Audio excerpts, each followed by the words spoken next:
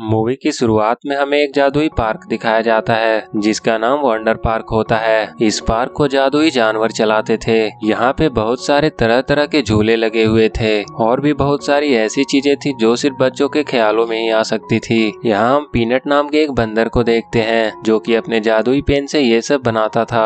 उसे ये सब बनाने का आइडिया कोई उसे उसके कानों में देता था, लेकिन उसे खुद भी नहीं पता था कि उसके कानों में वो आइडियाज कौन देता है। पीनट अपने कानों में आई हुई आवाज को असली रूप दे देता था। इसके बाद हमें जून नाम के एक छोटी सी बच्ची को दिखाया जाता है। उसे और उसकी मॉम को इस तरह का पार्क बनाने का बहुत शौक था जैसा पार्क हमने मूवी के शुरुआत में देखा था। उनके पास पीनट बंदर की तरह दिखने वाला एक खिलौना था। जून और उसकी मॉम जो भी पार्क के बारे में सोचते थे, जून की मॉम उसे खिलौने के कान में बोल देती थी बिना ये जाने कि कोई उसकी आवाज सच में सुन रहा है, और उनकी ये बात पीनट सुन लेता था। जून की मॉम और पीनट दोनों एक दूसरे से अनजान थे। रात में जून अपनी मॉम से पूछती है कि क्या सच में वंडर पार्क हो सकता है, जिस पर उसकी मॉम कहती है कि मैं इसके बारे में कुछ भी नहीं बता सकती। उनकी बात सुनकर जून उदास हो जाती है। तब उसकी मॉम उससे कहती है कि हमें सोचना बंद नहीं करना चाहिए, बल्कि हमें अपनी सोच को असली रूप देने की कोशिश करना चाहिए। ये बात सुनकर वो काफी प्रभावित हो जाती है और अगली सुबह वो अपने सभी दोस्तों को अपने घर बुलाती है और सभी मिलकर एक वंडर पार्क बनाने की कोशिश करने लगते हैं। वो बहुत सारे झूले बनाती है और जब वो उसमें सफर करना शुरू करती है तो उसकी स्पीड ज्यादा होने के कारण वो अपने घर के दीवार को तोड़कर बाहर रोड पे आ जाती है, जहां उनका एक्सीडेंट हो जाता है और वो अनबैलेंस हो जाती है। लेकिन जून अपने आप को और अपने दोस्त को बचाने के लिए अपनी गाड़ी को किसी के घर की तरफ ले जाती है, जहां फाइनली वो अपना ब्रेक लगाती है। इन सभी के बीच रास्ते में बहुत सारी चीजें टूट चुकी थी और बहुत सारे लोगों का नुकसान हो जाता है, जो कि उसके मॉम और डैड को ही भरना पड़ा।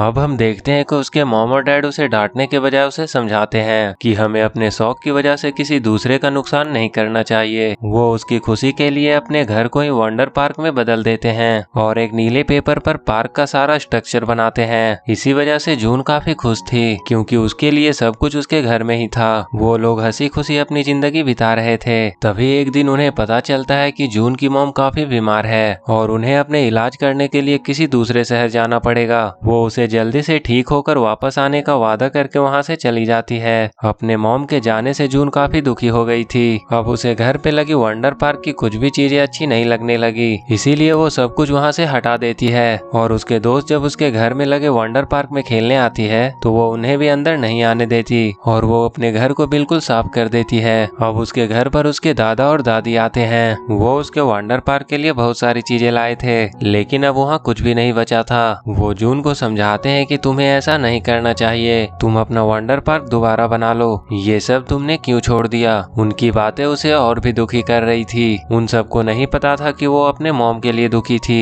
इन सभी बातों से परेशान होकर वंडर पार्क के सभी चीजों के साथ साथ वो उस कागज को भी जला देती है जिसपे उसने वंडर पार्क का स्ट्रक्चर बनाया था और रोती हुई वहाँ से चली जाती है। इसके बाद जून के डैड उसे खुश करने के लिए उसे एक ट्रिप पे भेज देते हैं, जहाँ रास्ते में उसे याद आता है कि उसके डैड तो ठीक से कुछ भी काम नहीं कर पाते हैं और उसे उनकी चिंता होने लगती है। उसे लगता है कि वो इतना सेल्फिश होकर ट्रिप पे कैसे जा सकती है, इसीलिए वो वापस अपने डैड के पास जाना चाहती थी, लेकिन उसे वापस जाने के लिए बस रोकनी पड़ती। इसलिए वो अपने दोस्त को उल्टी करने का नाटक करने को कहती है और इस तरह उनकी बस रुक जाती है। सभी लोग वापस से बस में बैठ जाते हैं, लेकिन जून वहाँ से अपने घर की ओर चली जाती है। अभी वो अपने घर जा ही रही होती है, तभी उसे रास्ते में अपनी मॉम की बनाई हुई पेपर मिलती है जिस पर वंडर पार्क का स्ट्रक्चर बना हुआ था। उड़ते हुए पेपर को देखकर जून हैरान हो जाती है और वो उसके पीछे पीछे उसे पकड़ने के लिए जाती है। वो पेपर उसे एक गाड़ी के पास लेकर आ जाता है। फिर वो उस पेपर को लेकर उस गाड़ी के अंदर बैठ जाती है और तभी गाड़ी चलने लगती है। वो काफी हैरान रह जाती है क्योंकि वो वंडर पार्क पहुंच चुकी थी जो कि उसी ने बनाया था।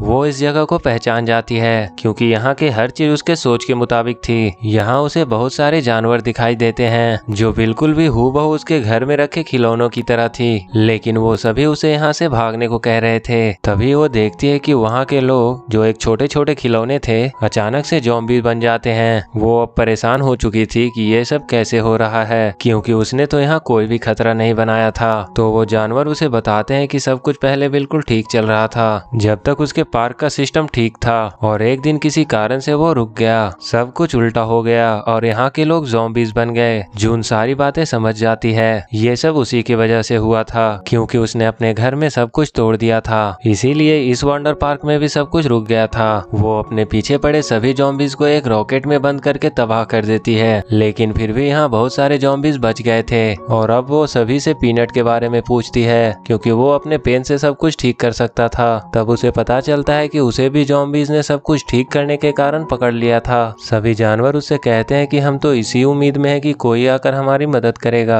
जून उनसे कहती है कि मैं सब कुछ ठीक कर सकती हूँ। वो अपने बैग से वो जला हुआ नीला पेपर निकालती है, जिसे देखकर वो सभी हैरान हो जाते हैं कि उसके पार्क के स्ट्रक्चर का पेपर इस लड़की के पास कैसे आया। इसके बाद जून उसे अपनी सारी कहानी बताती है कि वो जैसे जैसे बोलती थी यहाँ सारी चीजें बनती जाती थी। ये पूरा पार्क उसकी सोच से बनाया हुआ है। किसी को भी उसकी बात पर यकीन नहीं हो रहा था, लेकिन अंत में सभी उसकी बातों पर विश्वास कर लेते हैं। यहाँ जब वो अपने सिस्टम को देखती है तो उसे सब कुछ ठीक लगता है, लेकिन तभी वो पेपर उसके हाथ से उड़ जाता है। जैसे ही सभी उस पेपर को बचाने के लिए जाते हैं तो उस पार्क के सभी ज़ॉम्बीज उन पर हमला करने के लिए उनके पीछे पड़ जाते हैं। सभी उनसे बचने की कोशिश करते हैं, लेकिन अंत में वो जून को पकड़ लेते हैं। तभी उसका एक साथी उसकी जान बचाने के लिए उसके पास एक उड़ने वाला छतरी फेंकता है। जून इस छतरी की वजह से नीचे गिरने से बच जाती है, लेकिन वो एक रंगीन दुनिया में चली जाती है और वहाँ ग्रेविटी ना होने के कारण वो वहाँ चल नहीं पा रही थी और वो वहाँ से उड़ते हुए सीधा पीनट के पास पहुँच जाती है। पीनट बहुत ज्यादा दुखी था। जून उससे कहती है कि तुम अपने जादू से सब कुछ ठीक कर सकते थे, तो पीनट उससे कहता है कि मेरा जादुई पेन अब नहीं चलता है। इसके बाद जून उसे बता देती है कि तुम्हारा असली जादू तुम्हारे पेन में नहीं बल्कि मेरी सोच में था और मेरी मॉम की आवाज में, जो कि तुम्हारे कानों में आती थी। ये सारी बात सुनकर पीनट दंग रह जाता है। इसके बाद वो पीनट के कान में एक ट्यूब बनाने को कहती है, जिसके जरिए वो उस काले बादल के कैद से बाहर निकल जाते हैं जहाँ पीनट कब से फंसा हुआ था। वो दोनों पार्क को ठीक करने के लिए निकल जाते हैं। अब वो उस नीले पेपर को देखती है जिस पर उसकी मॉम ने जून लिखा था। वो लोग जैसे ही सिस्टम को लिखे हुए जून की तरह जोड़ते हैं तो सब कुछ जादुई रूप से अचानक से ठीक हो जाता है। ये सब देखकर जून खुश हो जाती है, लेकिन अब उसे अपने डैड के लिए घर जाना था। अब वो यहाँ नहीं रुक सकती थी। वो जल्दी से उस जंगल में जाती है जहाँ से वो उस पार्क में आई थी और किसी तरह वो अपने घर चली जाती है और खुश होकर अपने डैड को गले लगा लेती है। और अब वो दोबारा से अपने घर को वंडर पार्क बनाना चाहती थी ताकि वहाँ सब कुछ ठीक हो जाए। तब तक उसकी मॉम भी ठीक होकर घर आ चुकी थी। ये देखकर वो बहुत खुश हो जाती है। उसने अब अपने घर को भी वंडर पार्क बना दिया था और सभी बच्चे उसे यहाँ आकर अपना आइडिया देते थे और वो उनके आइडियाज को पीनट तक पहुँचाती थी और पीनट सब कुछ उस पार्क में बना देता था। और इसी के साथ ये मूवी यहीं खत्म हो जाती है। अगर ये वीडियो अच्छी लगी तो do like and share the video and subscribe my channel and press that bell icon.